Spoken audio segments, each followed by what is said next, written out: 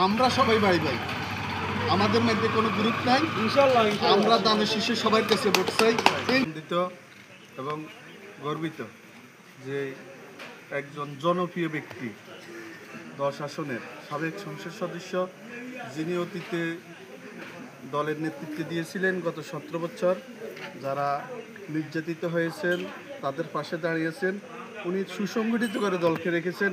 আসনে আলহাজ আব্দুল গফুর ভূঁইয়াকে দানের শীষ প্রতীক দিয়েছেন। ইনশাল্লাহ আমরা গত 16-17 বছর আমরা এই রাজনীতি করেছি, আমাদের মাধ্যমে কিছু গ্রুপিং ছিল।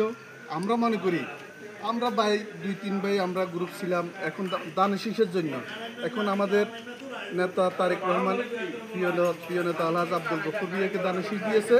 আমরা সবাই মিলে এই 10 আসনে আলহাজ আব্দুল গফুর ভূঁইয়াকে এই এমপি বানাইয়ে আমাদের প্রিয় নেতা তারেক রহমানকে আমরা এই আসন উপহার দিব। আমরা সবাই মিলে কাজ করব।